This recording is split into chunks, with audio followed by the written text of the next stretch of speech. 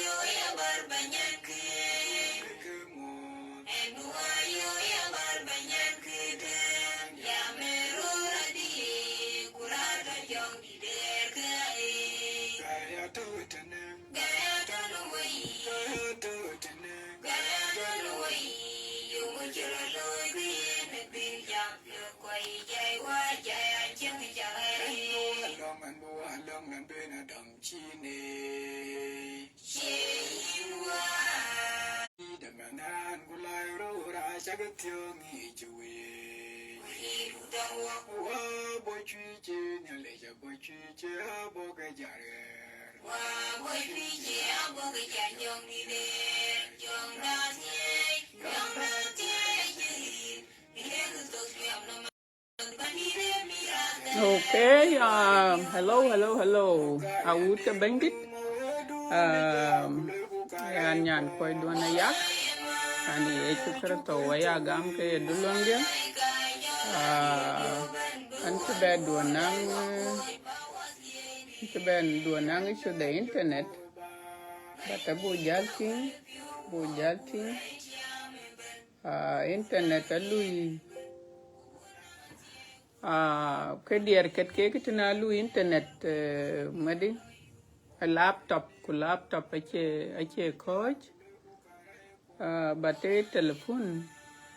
yen ke coach, so I hope that no ko diang chakating alwelan bagol chan internet dia yan dier ret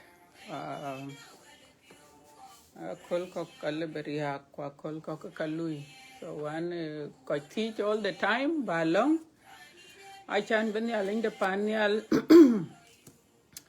be internet Siberia ko be wed bu share ko be la twing. So when ant baga warit non ko ke dia ko ke wan tagating so alwel wo be di la twing o be la twing kene Bible da.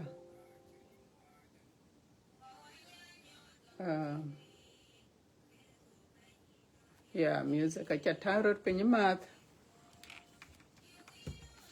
Again, we chaka lord nerin ka wun kuwa ku jong di la jib. We ko ben ka bi en Facebook yen chiman nyi we yen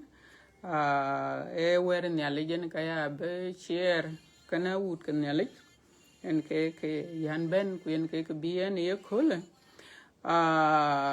So kwe an mat koi ngot ke kin ben ya koi be jal ngai be log dai ale te chen video tok we cha ka mot ya nerin ka un ku jong di la jek amin. Bible den ben war miet ni e kole wa wut ke bendit e bung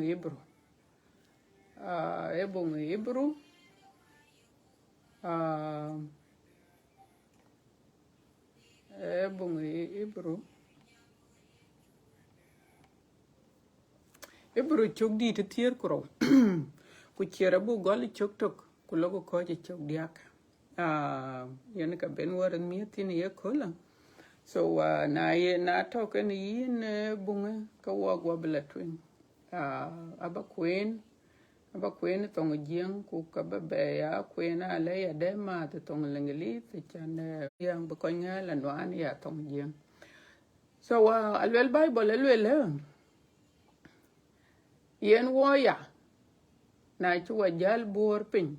ne piul di de dulek kan wo nyei katie ka ben kurej ya wadaj tuom ku yu. Okay, anche be nangishu twice man na belo kredia ka alwel kan bedel coach the internet the cheloi man aro. So na belo kredia kan be coach ku beting tak da bangela wait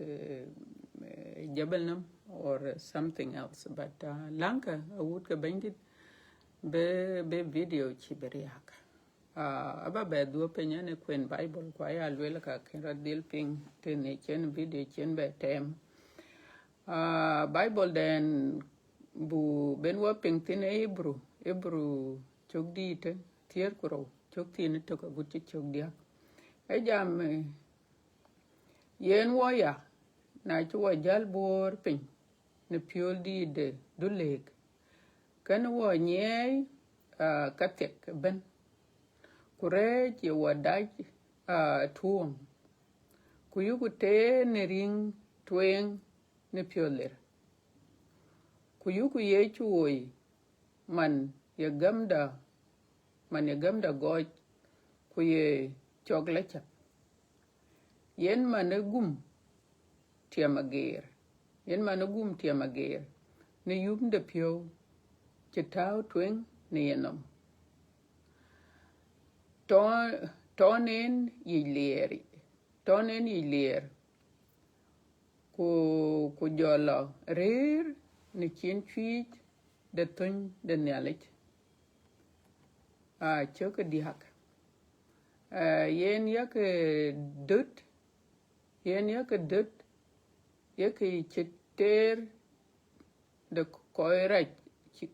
koira gum ter chike ter ne gupken bak ya chuk ya dak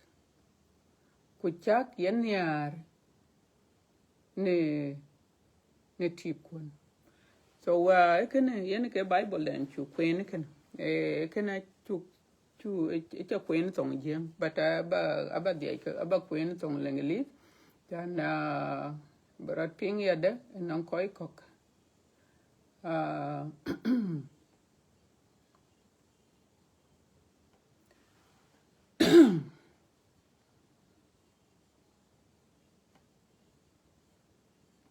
so tong lengeli ayetong lengeli ye lwele therefore since we are surrounded by so great a cloud of witnesses, let us also lay aside every weight and sin which clings so closely, and let us run with endurance the race that is set before us, looking to Jesus, the founder and perfecter of our faith, who for the joy that was set before him endured the cross, despising the shame,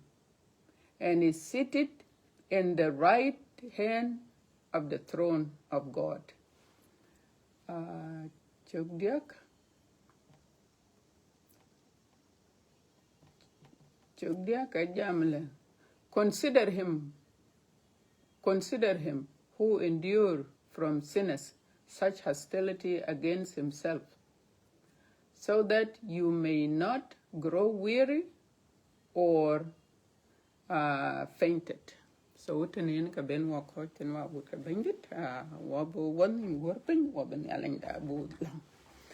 Nalek peng long da kuni choda et nangin baba Yakoba una te uni ye chukrto una Abraham Isaac uni Jacob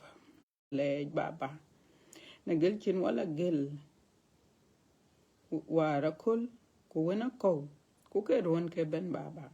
ba wa be kol chir kol e kai dun di pyo in nalendit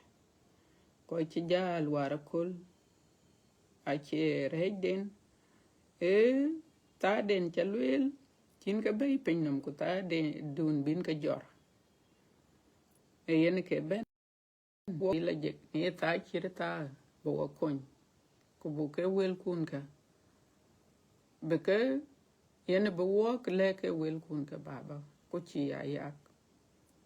ku ba ka chom na wut ku pyo ku ba ka chom na yak pyo ku bito ba ka got na pyot kwa ye man chine lwele long cha ba ka god pyot ke ni gat ka ku ben ka pyot ku baba gat ke na pyot kwa ye ko che be ya mar rekena che ti ne rin ka un ko wa ko jong de la jeg amen hallelujah praise the lord. So I would ka bandit ka tweng den yoku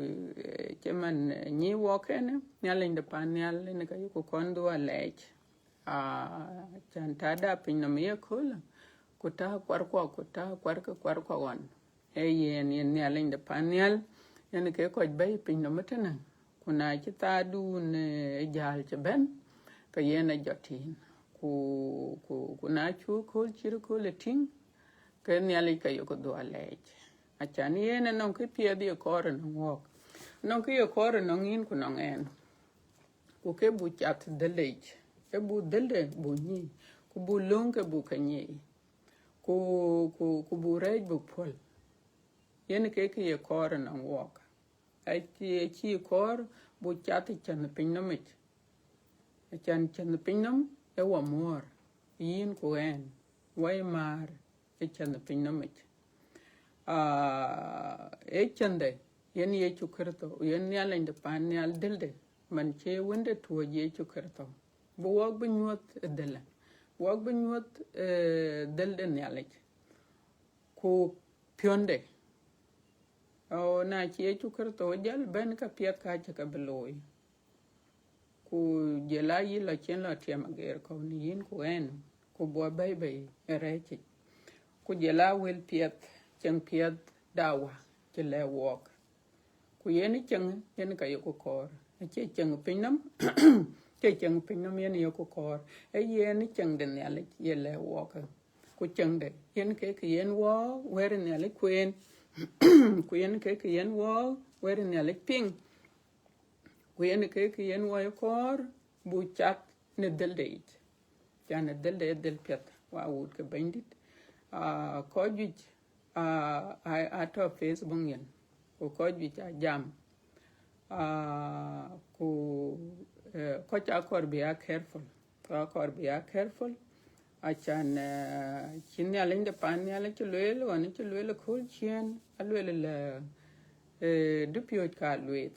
bunyina tit du pio ka lwet ku bunyina tit ne nabi ka lwet ku bu ko nyina tit ka lwel ka wan tere ke ka ke doj ping batemane Facebook ku social media ku create ben aliebrot ku ke yinin ka bijala careful ba information du baya yono ku where ye men ramping yen ke yen la shape yen ke la ya yen ke but yen ya leng pan ya lwel ye welke ke bu ke ya ping so walk akor be careful because anon ko bi yin ko advice on social media a good ke mit kwon kan ko ke chole Gen Z kwan ko ke chole millennium kwan ko ke chole ngo ai ke mit war jal ke log dit a chiene tenen ke mit ka ai anang gurum den ai nang gurum den ku kai ping social media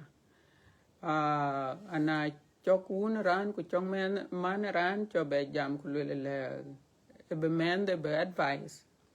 e ka chela yenam ku ka keeping achan social media ke ka nang ban ken ke le ku ke ban ken ke ko kai ko thong ken ke ku ko kai ko dir so e long yen ka be aloy achan information wrong information e ko riok to ko bu ya long mit ko chi wrong information chi be ala yo social media nyen ku lwel ke yen riete ben ke advice den ya long tin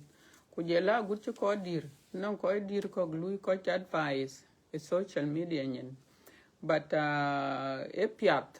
bayanang a source bayanang source ti bi advice tin bi no ye ben no ku yen ke ba ko kun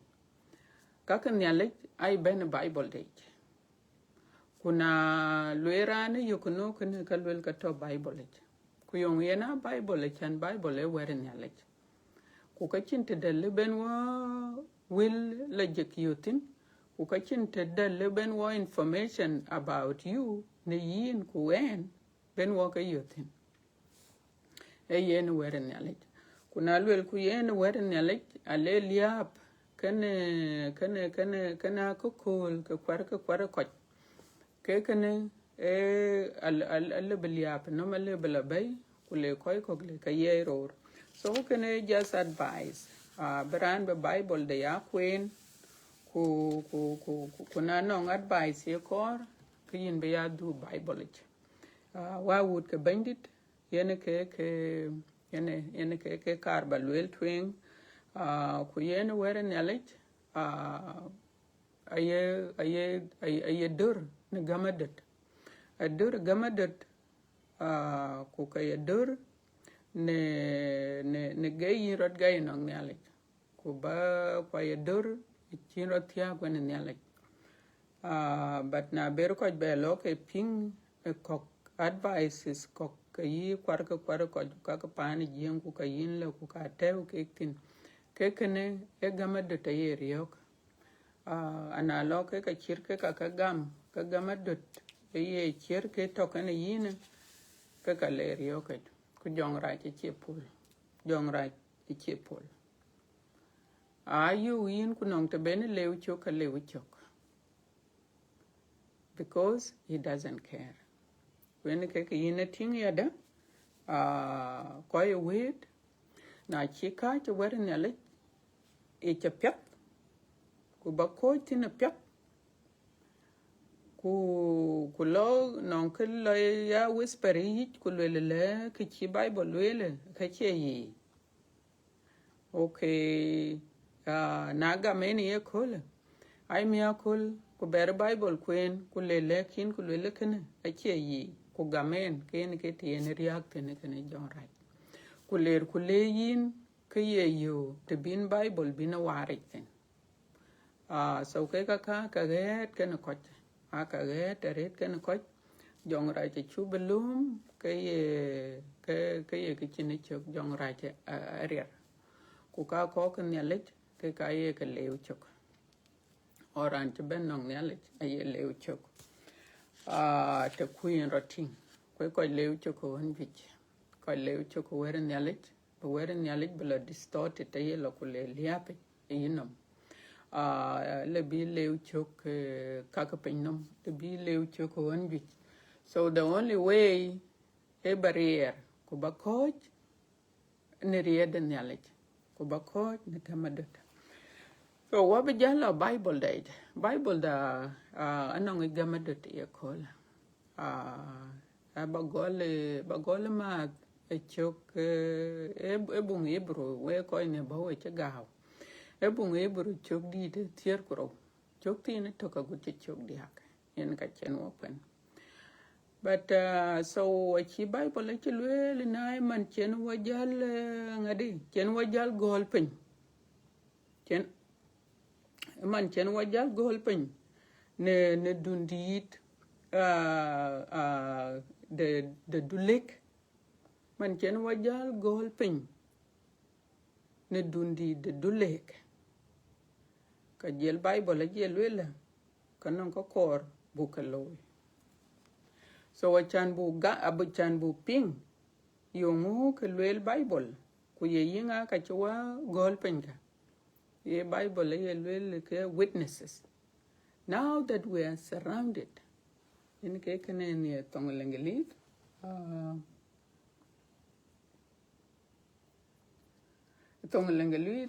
therefore since we are surrounded by so great a cloud of witnesses man chen wajal gol pin de dundit de dulek alwela ke jalwela la let us also lay aside alwela kanon ka buka tao buka nyai so ke chan buka na bunyi apyat an bedu e chok tier kutok a jam gamadat ku ka jam e koi kenyalek koi chitie koi teron e ke non gamadat chumani ya Abraham chumani yi Joseph chumani yi kadang yi Noah yating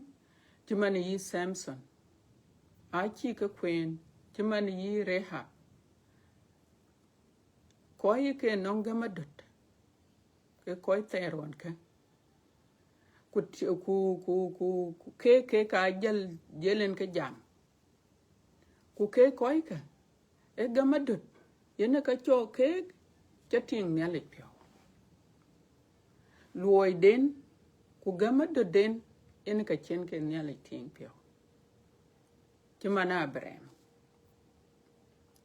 Abraham en nyale ting pyo ne gamadot e yuko kulala bar jale e panam to yintin ku bar panam bel nyale che bebe yenen go loy ku jalbe yok ana chata kin lajik nano ka yin batie a chabre ma che ka beloy ke kaka an che bebelatin nyale che chabre a che be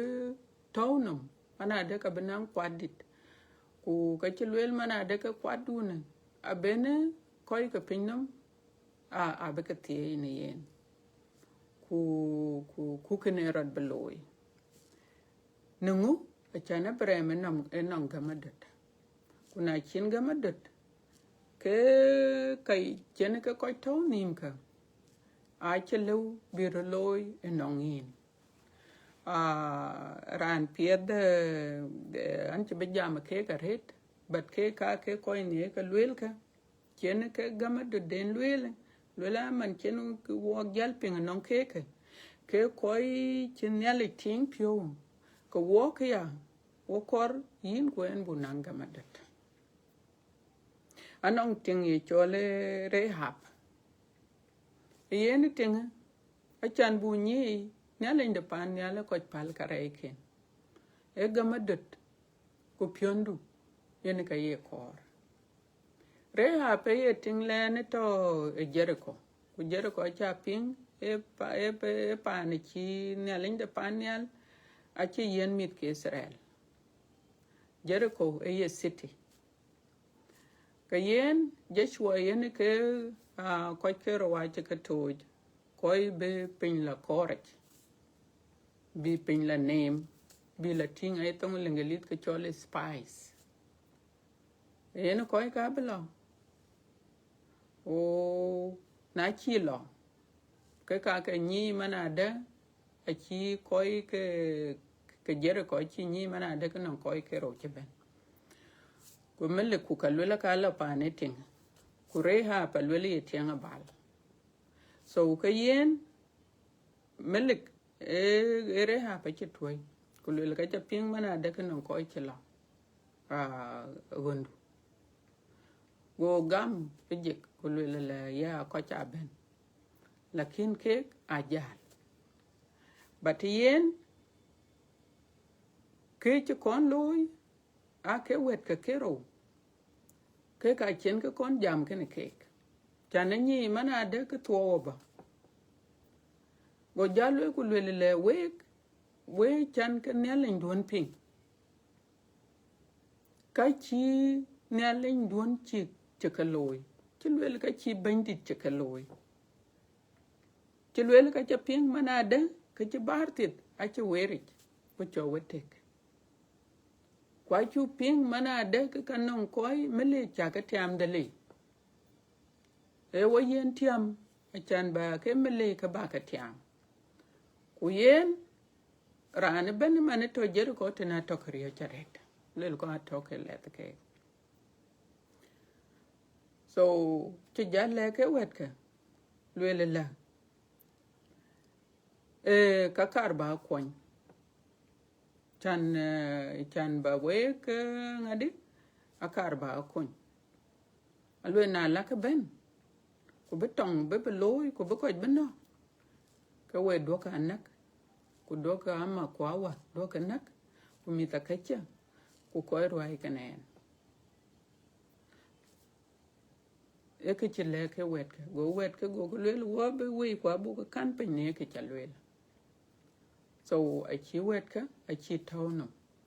ku yene to winter ke ran ni nyalin de ke wet ka wato winter ke ni bandit so yene kene a chi beloy e wet ka chi ka betian ku na chi ka jal tian ya ke wet ka a jal rod bu kwal wen chi be bala tintene ba den ke chi beloy ba de kene a chi bible chi lwel ke gamadut e gamadut rehab yen ke chen ke ka pie chen ye bukon ku chen nyinyi en yelit lwela ke gamadat e be taw ke ye gamadat no ngen so chungo be yende in fact ko cha be ben mit ke Israel be ben biko kun naka lwela nakarane ben ngade e Jericho but tinga akene benno kan panden so wa would ka bandit gamadut e ko kun ku ka cha libata in a simple way like that gama dut yen ke ti yen ne ale ting pio kinta da yin ne ale ting pio e ba ne ale de panial ba trust ake yin e ba ne ale de panial yen bagam yen ke gama dut ku yen tinga e cholere happen e cha pink lele ke tianga bal but a chan yen rod war ku gama dut den a chebu kun ku panden and not only that a chin ne ale chibulati a chin ne ale de pan ne ale chibulati alo kwade yen ka bi ye chukrto tin kwade yen ting e cholere hap so nyal in the panel ache rej ache pio wel e kapele so yen ke yen ne kor bu rej bu pol tok ba rej inde e kapele nyal chi so kene wa ke jam gamadat a yen nyal in the panel en ke tiene tien pio tin kuna che tien pio ke chenin ngadi ke cheni tawnam a yen ke ko ni chu ke lwel ben ka de non ka piet chirut beloy non kek chu pink man enok a lwel one chenale tien pio rit ni chanden yen chap kene nyale alwela go ngade go kadang go nyale go jor akera anton ko ken to wachir mane lija jo jar nyal ku ke gama de ka chokane chayine so we en mane wabi jal ben bible day che chok tier ku dia so alwela man chen wajal gol pin ke koy non gama de ka so we en mane wo yu ke ya bunang gamadat ku gamadat e ben ne ping yen ko ping wer ne alej tinte da yin gamadat yotin ba wer de ne alej ba ping wo ko non bible chen ke wo yen bible man ko tere ya pion ran kuma ne wo ke kon wo ke yen bible so wala gamadat e ben tin ping wer de ne alej or to yin bible queen so yen ke to yin nangamadet you trust in the lord ka yen yalin panial ye ke lwel ke ka ye ke jalgam ku yen ke to yin yalin de panial yin yalin de panial yin trusting e bible ye lwel le don ke ye ping ka yen nom don ke lewe ku don ke rut trust a che ke yen nom du lekin na ye ke yen nom du lekin yen lwel baya gam ku yen bina chaptin kin mer ke yin mer ku ke yongu ke chala luma aka ke chan de pinomech ku yen ke te len ran martin ku chan chi be mar e yen bu ben e del den yale che ku ko kon yale che nan wok man kin bible lwel an ke del ku an ke yi ku an ke pir achiran le be ben no wa te chinen od ke kentek na lom del roki ye dal kon ke pinam ka a chin le bin ke tek nyale lom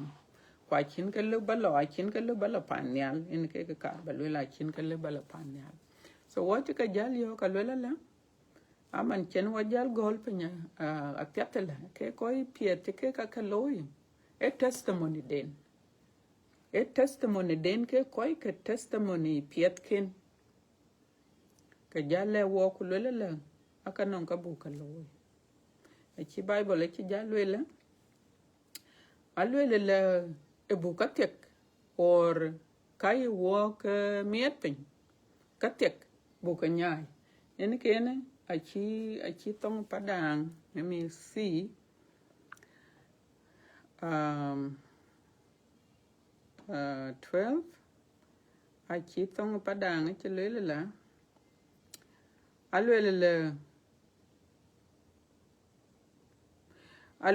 alwela yuku create ben kwek bay alwel tong padang alwel yuku create ben yuku kwek bay create ben yuku kwek bay ka wo go kai wo go ku kai wo go ye ko lwat we ni chen kai wo nyai ni chen piet ni ale chi ni ke lwel bible alwel yuku create ben kwek bay kai wo go ayi create eto enwan wachok you know kai to wachok kai wadom ku kor ke bi wa duot pin achan chu alwela bukar kana alwela marathon alwela bu ko kar marathon wa wut ke bandit alwela bukar ku yen ke chelwel tenela alwela kai wadut chu ku chok wa yek alwela yuku ke kwek bay ku jol ku ring ka wo chedier so alwel bible alwel le ke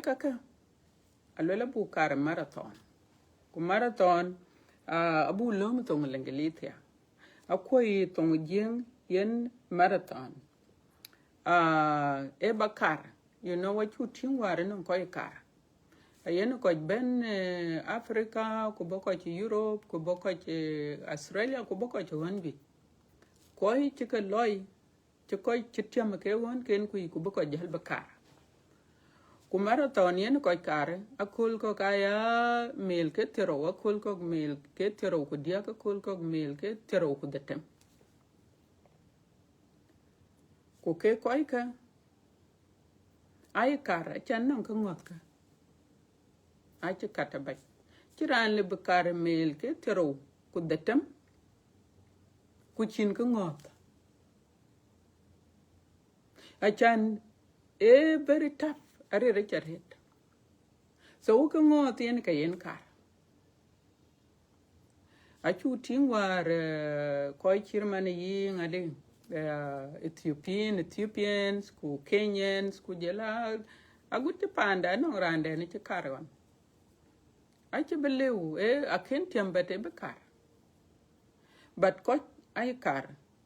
achan bi tiam chan non ko tit ke ka long ti Quran ci tiam akol ko yin 100,000 yin wen gak koy ko kay ka yin wen gak depending on car so ke kene yen ka yen ke koy ka kar kuna ja lwele okay eran kat ran bakar marathon lar ku lombe ku yene ca jer tek ku la lom sapia ku yene liet ku hanyen ku lwele kar ran le bakar kuna chokar ke le betem ache le betem why achane non ka tie jorke anon ka che der pin ku kai chien cha kat pet kwen ke chok da alwela bu kar marathon ku kar den ben wo kar anon ka piet to long ti walk kimane ke koika ku kene aloy gamadet ku ke ye chukrito ene ka lwel abuoy ene ke last destination da ye chukrito lwel abuoy ku kar den ben wo kar anon kai walk mietpe ke ka kene cha ka pinga lwel ba ka kwebe lwel ka tek lwel nyai ka tek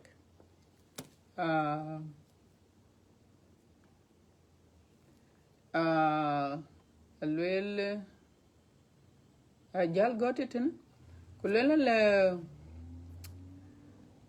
alwela kene we nyai katek ben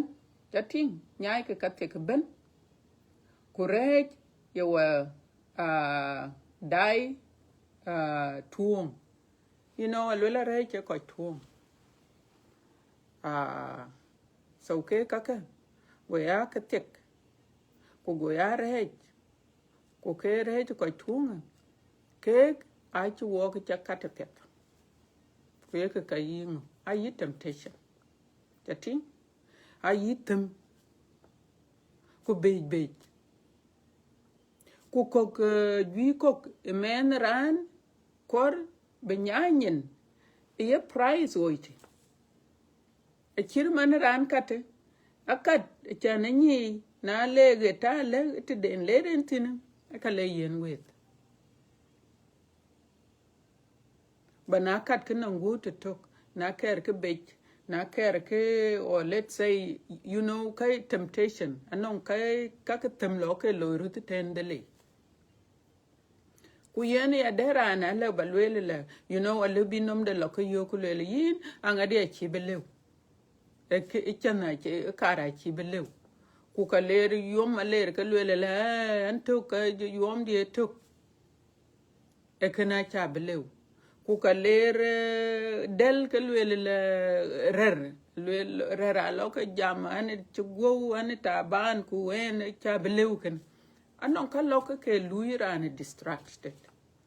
ka lo ke lerane mana de ke yine chibelew ku ene ke chokda non ka ben kor ke bi wok be ya nyai ne del den ya leki ku ka lwela bu koj bu to ne gama dote ku ke gama dote ya ene ke wok ene ka yen won ya le ting pio ku ene ke ti yen wor ye da yo ku ene ke ti yen wok atie da yo a chun ya le pio mier ne chandu ku gam yin gam kalas ka ku adi ka ten so what you can learn aye chu kurto on leren etiama ger ko on leren etiama ger ko ye chu kurto aba dia ke do pinyetena ade ke do pinyetene tong larab tong lengelita I am so sorry alwela le aywa alwela kanon kabu ka endure you know endurance anong babal endurance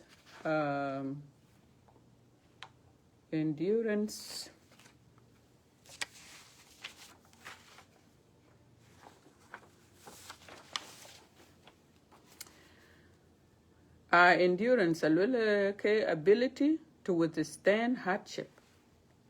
you know what chananong karir ben bi coach be yen babal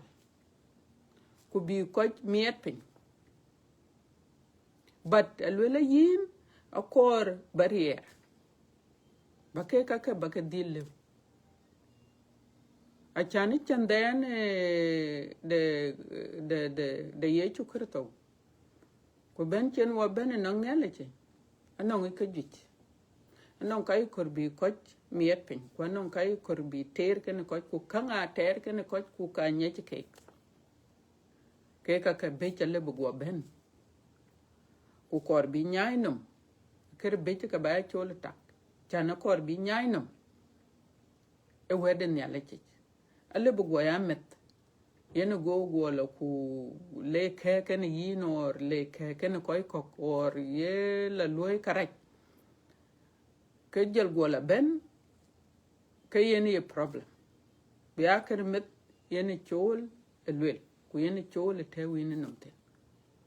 ku yene ke chok kok ke ka ye eroloy ye jong rai ka loy ku kok ko ka jong ra ko ka men ran wa wood ka bandit. And so ke ka ke chole kai in tong den jeng ba dal, I think ku ka lwela bika endure so yen a lwela le ku ke ka chirman yi temptation chimani jopa chapi jope gama de yen ke korbri yok ku yen ke exactly yen ke lwel ku tene bible it a lwela yi kanon kai ben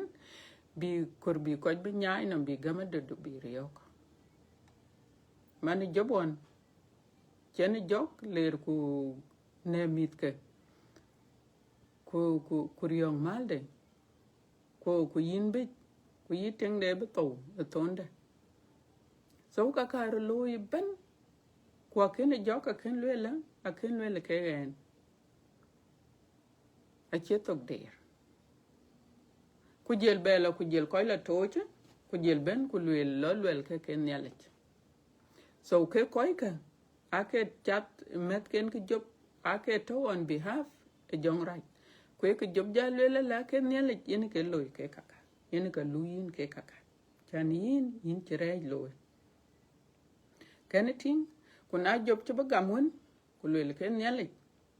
yen ka luyen ke kaka ku yen ka yongen ku jel ko jam ke gama dedu eriak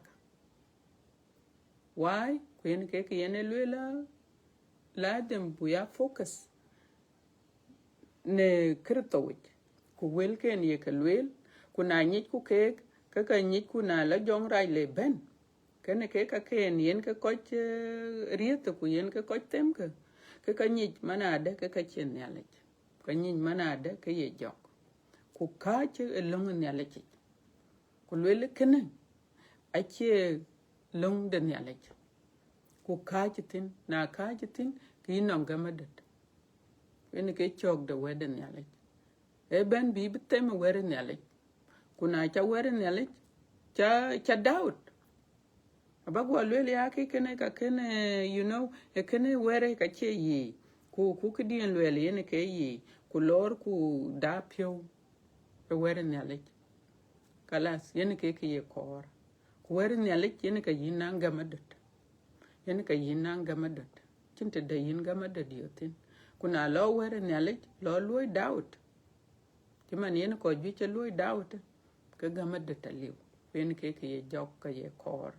kuna cha weren yale cha pyo da yen ku lele ka che yen ye tede kana ka yen jong right in cha mende chanin ping welke so wa would ka bandit alwela bu kar kuna kerku ka kanon kai kur bi wadwot pin kai kur bi wok nyai ke ka tiek ne ke ka lwel ku lele nyai ke bay ka bay kwe ka bay ye ka yi ka ngo ale bi a example randa ale bela ben bi ku era nyara lo ku yin a chane mot ke la dem ba jam ke ne yen ka ka lo la dem ba jam ke ne yen kuna ye cha entertain ku ye jam ke ne yen ke ka lo kala se ka chitelwe ke chitelwe ke ka alwela ka ko anong sin se ko deep anong re ko deep ku de panyeka na luma rechai ka la de bori ku ye ka doma de etene pa na america etene non koi lui la de pare ayena boya ko ya boya ye kon kan pin ku jel miet bi rey be nyar jel poten kare ye jel ben kwa kena boya kenti be jal chamna jel lok mer ko jel lok chiem ka jel mera boy ko jel dom yongu kene e deep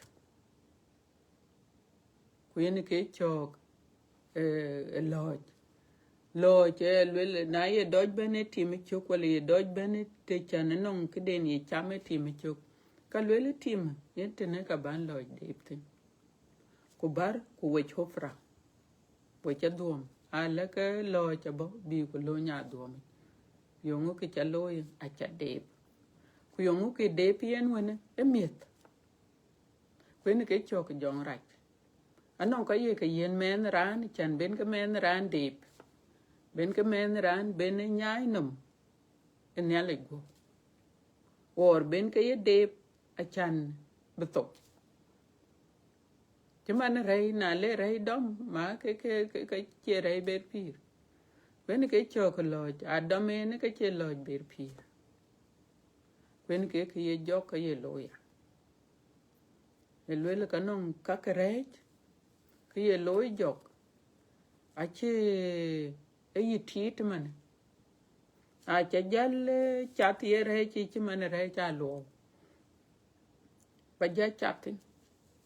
ba ja chatin kalas ka yin gama dut pia dun wana a jalo ka jalo jalo ka jal ka yin ci ber ba to ka yin rir ku dele a ci be lew chan yin ci lo yin ci chiran mun ci jor ko wajer ku ngade ku liet yin ci kar ci be lew a chan non ka ci yin duot pin an ka ci duot pin ku yin ke chok da alwa wala bran duot pin kor ka kinyin ale biran duot pin ci lebi yin ca chata pet so abraham won cheni yo ku le pel jaletena anon ka ke to ten you know non ka ke to wan to in tin non ka ke to badel wala wan ke ku bar a ci ke bo wan ku bi so ke ka akin ke bebe akin bebe kwanchok but I don't know it's just an example of a gamadot in ka yen yale ko rarete na walk a che chu jana gamadot kalas ka walk wala bu jal ngade ka walk wala bu nyale ting pio ko wala bu chate e chen piate e jabe lele tene ku lele la alwela ye chukar tawin ka bu jal ting tene lele tene ku lele let us run with endurance the race that is set before us you know yen racing alwela karku with endurance and strength alwela looking to Jesus alwela ye chukurto yenda tu yene ka benwa wani yene ka buwoy alwela yene ke ngadi yene ka le gamadot yene ke founder kadang alwela yene ke looking for Jesus the founder and perfecter of our faith achirande le ben walk le gamadot da bichale chapia yene ye chukurto so yene ka yene lwela bu yene bu woy who for the joy that was set before him endured the cross so ye chukurto alwela kanong ke the joy alwela mi de pio yen ye chukurto ede ke lo tie mager ko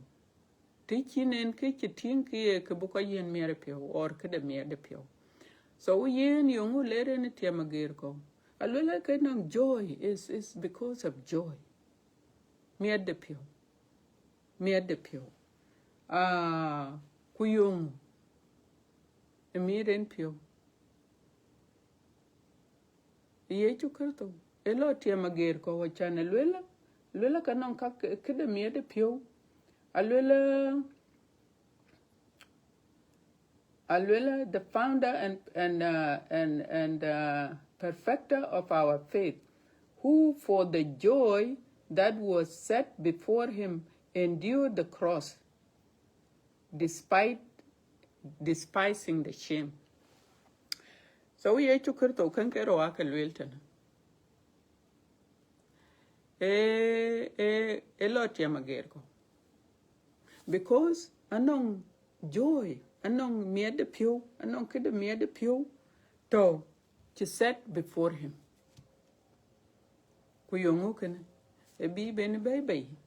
nerhechich. Ku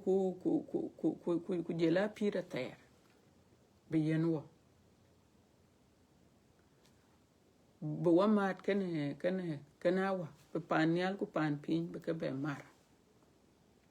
Bo pal karai ko neriamde, ku bu pir. Yene ke joy, yene ke lere ntia magerko. Yene ke chol mere pio kene. Kaka mere pio, a ke ka yinia. Kaka pinnum, a chini mere pio. Kuna choka yen mere pio, ke kai to kam tin kor kulekatok. Timana wo chalan jadid wel walan tianyar kujal kudu lowo kudu taw kujaradia ting mandar nyen kudu ching. Maye mia ti ke iret ku ke riak ku charwe.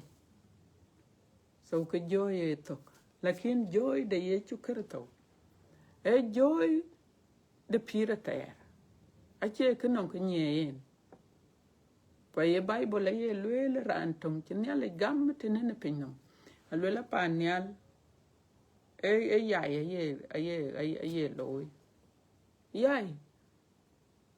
Kaka panial amit pure. Chan yin chinyale in the panial. Achagam. Kuyin chiduk. You repented. Yin che pure well. Kuyin chiduk. So keka alwela ben walker. Nyini atatin. Kaka panial. Kaka pira ter. Keka nongi miede pio. Keka nongi joy. Keka nongi keka yinia. Then ye chukerto. Gum. Because anong piet cheti. Nong piet to. Kuyene ka ne chakalwel ke. Kuyen ayelwela ke anong ke chole kedang. Shame. Bran kake rio chagu shame. Let me see.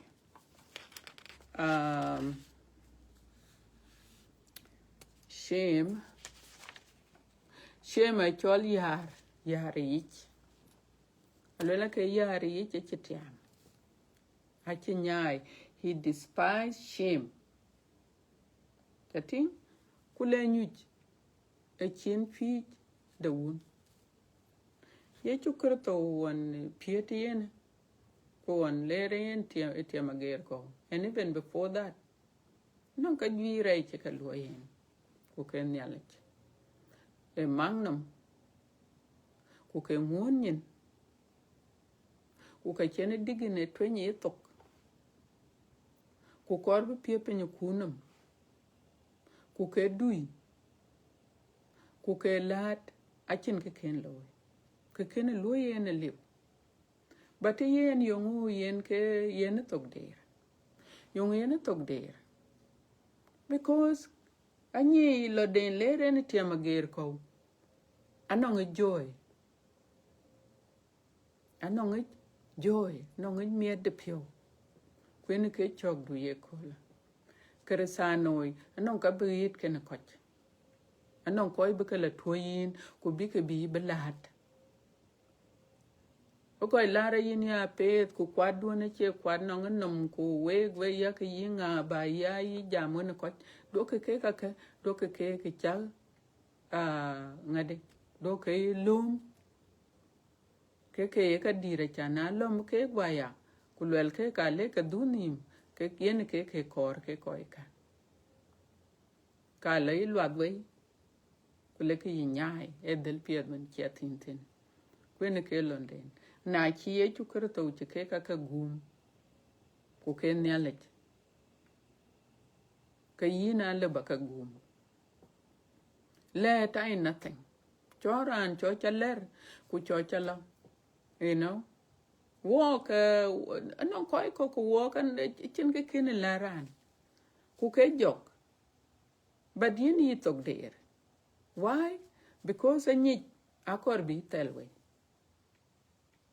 akor bi nyai kuna lwele bainam thong wene cake kayene cake korka bi nyai delen ya leche ku chibela pan yal so yenen kayen wayok ku lwele le akoy ka pinnam wachu woni be a thong cake a be a lui ka ka pinnam ku lui ka ka pan yal forgiveness cake achin forgiveness ke ko chadro okay kuduni ke chok ti da to baranwan be forgiven chane lwen ne alenda pan ne al kai ko ni chen ko ni wede ne al ke ka ni ke kaka bada kui ko ke pinnum ke ara ne pinnum na luyin kra che ko ku chi kur be yen forgiveness ke pel ke ne al da to yen ka che loy re a che yin ke ne al ka che loy re ke pel ke kaka arere but ye chukurto abo kon chelwele dor dia ba wenwe dor de nyale warane benni alwele ba wenwo ku do dene yen ka yen wo ke ka chirka ka ayoku ka gum ke ka chirka ka wa wut ke bandi so kar chanden ched wotene alwele bible buya focus enong ye kirto yen ka ben wa ya focus karden kerwo chendene ye chukurto achan yen ke yen ke to ben wo gamadut pieda yo yen ke de lu ben wo gamadut yo chan ye chukurto ke wil ken ke kai wil wa yen gamadut and that we need to focus ke wil ken ke yen ye chukurto jalwel tena alela consider him who endured from sinners such hostility. Kenti?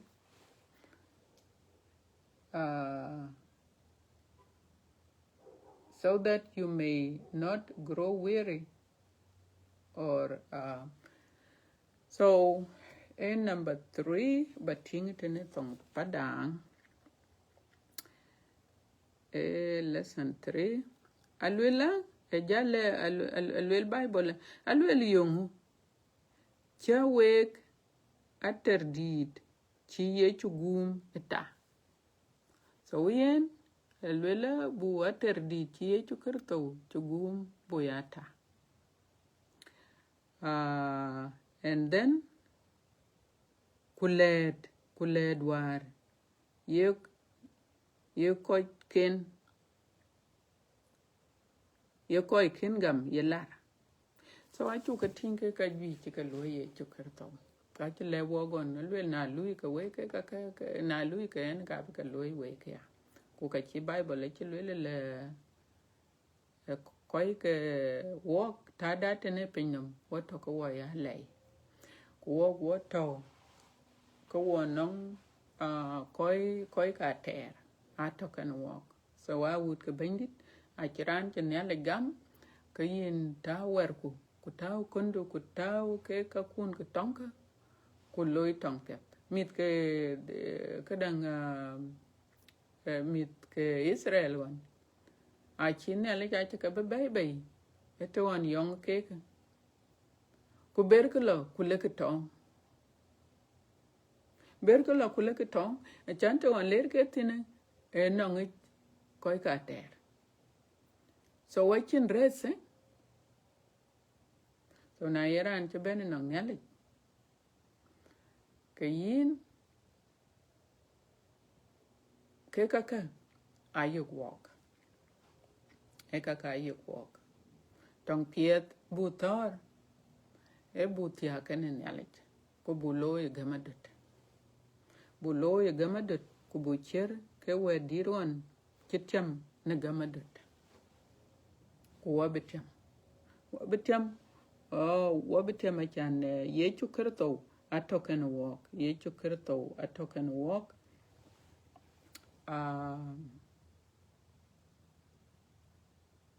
ke ka chi bible ka le walk mana ada ka gamadut ku jela ker walk marathon ku keden woy ku twing titi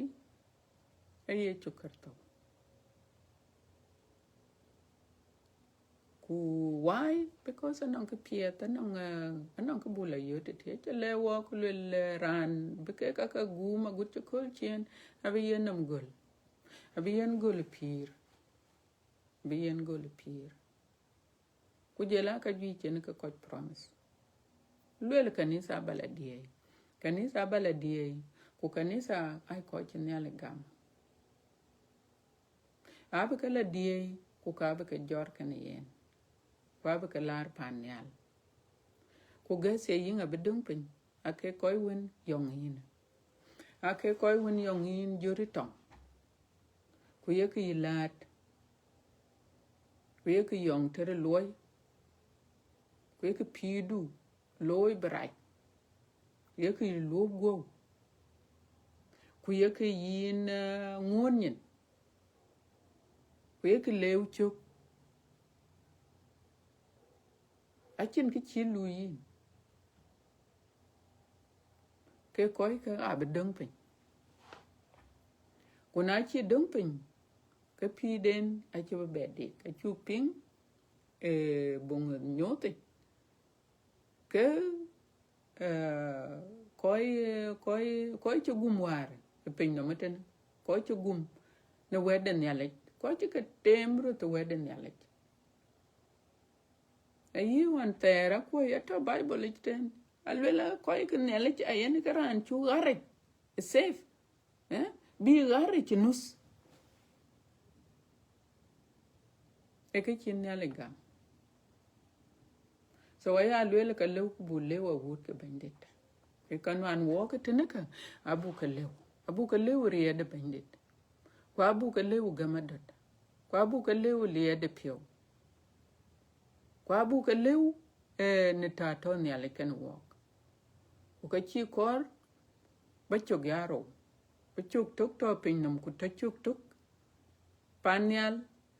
ka yin na chin ka konyin ka yin dia kin toroke ka kor be chung mar panyal ben tana ye lok yin loy ka pinnum ku loku ka wo loy ka panyal ku ka pinnum ku liep ke ka lwel ni ale ka che gamadot ken gamadot is to completely trust in the Lord baki ni ale in the panyal bagam ke ka piet ken chen ka wo promise ka man bene wo be jor ku ler wo panyal ku yongu wo bela long wo bela changtiti ku ye chu kurto abe ka gor yen ke na kwen bu nyoto ka yok lela ka ngai ka char pin nam kai mai ti pin cha dew ku ke koy rei che dung pin ka abe tong de nele che bi ting ke nyin so pelku ke ka loy ke ka tiran che bene nam nele indun ka ku gur ku dun racha mi te pin ko cha kat bu ko yete te ko tin te man marathon na non ka tek ka wan ka bi ka bay ku ken ka pin ku jela ngadi kadang re ko dep ye ka ngo re ko dep ai ngadi ai let ai deception e ben kan jok manon chena kawa ti yo ko le na cham tim nyin de piat kure alwel kin be chen ne le re jen ko dep ku ke bela chen no e bela ya lai seben Adam ku kawa a ken bi chen nelit nen ke to wat ne yakol wa bi jal du e chang pan nelit te chen wa ye chukarto te chen wa ka gam so ke de re yen alin de pan ne ye le wek dok re dok ye pal del chana pel re del alwela ke kore titin ku korianga alwela jong rai o kore titin ku kor biyin riok bukaya doj gam ako kole kain kanabel kain e pioria kamano go kurie pio lel non ke chene ne ale kenen mioy de lo are chene ne ale mioy de re ku ye mioy abel yen le lo jealousy Bran be pio akan kero kar lo nongin non ki choli jealousy tong jing ba kadang ba pio ya jealousy tong jing kujela riak ken pio riak kan kero we len ya le ken le ke ka ba ka dil tiam dune ke chul dune ke chul jan kulwen ya le chalwe le re cha titi kin ya le leke alwe le re cha titi kuchigam ye continue kene tiel yene ka jealousy tiel ye continue kene tiel ku ye continue kene re chen pio riak gongu yende exactly tit ko jong raj edela chiliu jong raj gola ku ne man ne abel kwen ke le walk ya chure chube ya paldel anon ka ye ka loy ku yene ke chok jong raj ale be benya bi ku domi ting you know na lor panti anon da panti anon kriye che ben ku yini ni kichin wewe so yin lor panti ku bala kwal ku ke wew ku ale bi yin chamarun bich kwaye ko bi che ka loy che ko ka panda movies aya ka woy ko chula kwal ben kadir la kwal why because anon ka chi yok na loy kene kin be kwet kuna nga jale gwala dom ole yi moy so ke chir ka ke chole det so a chuka be agam uka be agam pionde ne ale kin ka bu ya loy ke den chi lele chuba loy a chuba loy o ke den chi lele bu loy a bu loy because rej achin ke ye yotin piat ene kanan ke ye yotin ku ke ye yo piat pira ter ku ke ye yo piat babe la chen kan ne ale ke ye yo piat bato babe la pir te chine rej te chine cha bej te chine karaj nene ke netija de lon piat o kalwela la alwela pinam jut ababe loy ku heaven pan nyal jut ababe loy ja pinkana alwela ka be loy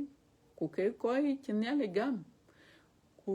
yeke chat dele nyale che ku chi cha gum ku chi pi den chi cha cher ke chira chare te ne pinam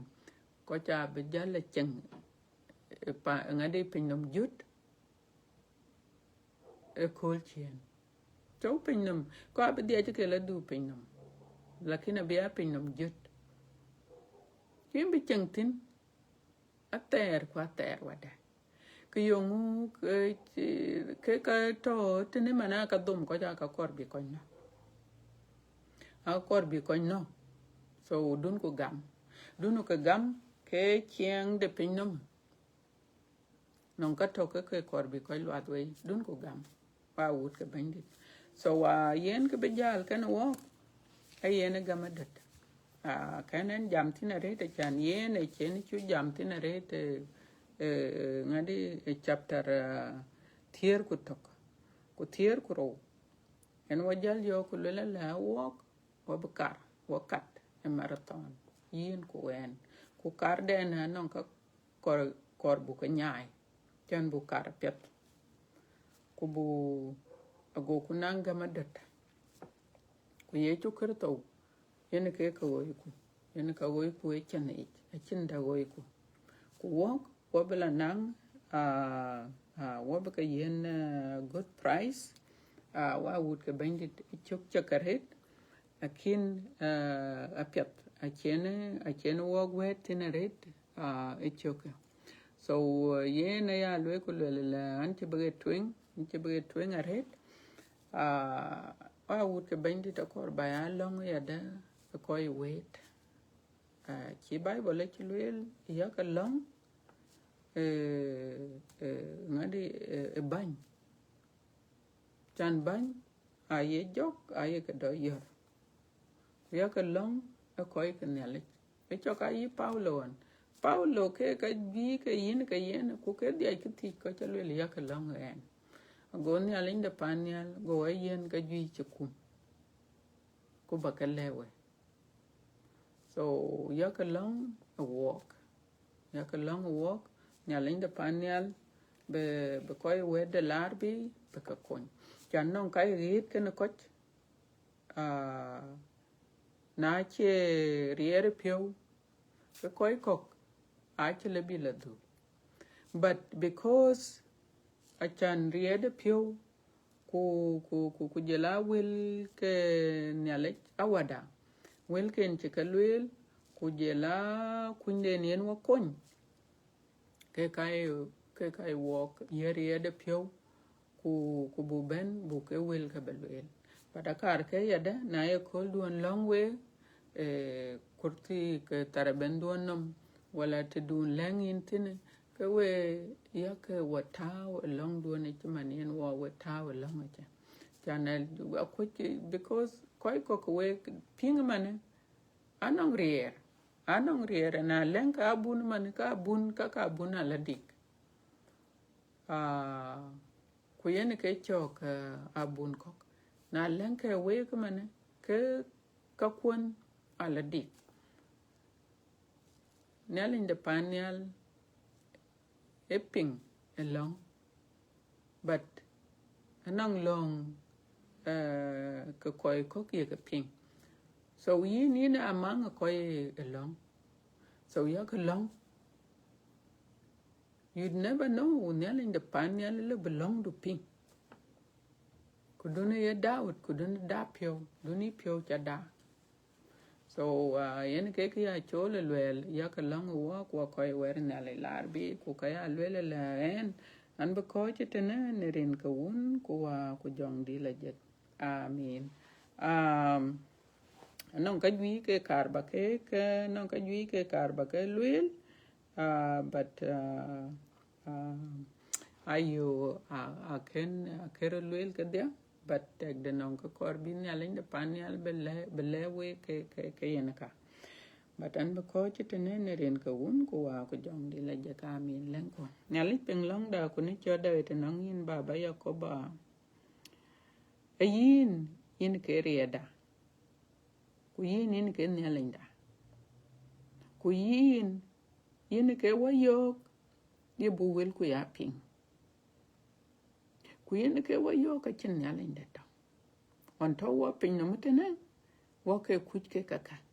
aka ye le wo ke ka yo ke ping ku yin ka bo gel e ka ke to ke chwa che chor ka ke kon wa yin chor to begin with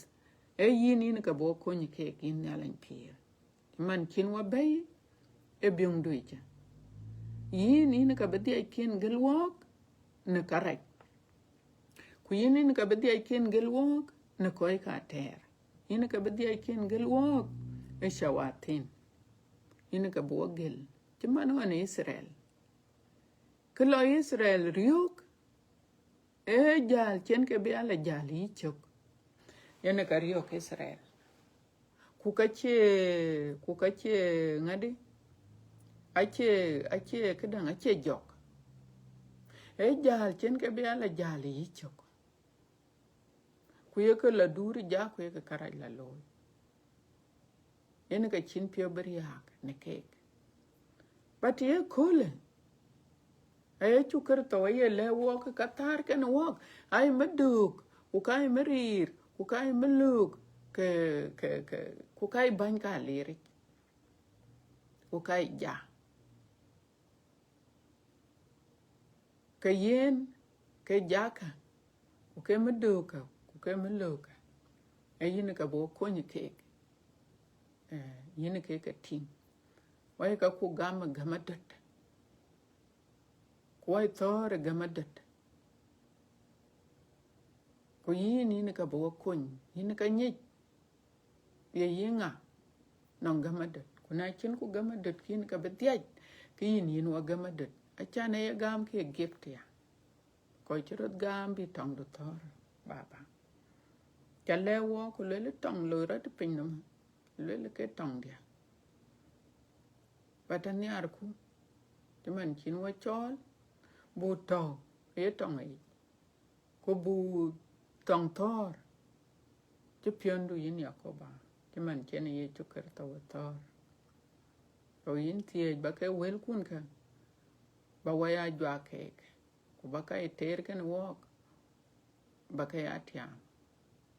ka cha ka ti nerin ke ye chukar to bandi da amen. Okay, thank you so much. I would get bandit. We check a do a leg. We call the young Chadai. Can nearly can wake. And we bella ben call Chinella Juir. Ku kaya ngot ya can nearly boil a movie. Kubala movie. Ku abijal babaron. Nerin ka wun ku wa ku jong di la jet amen.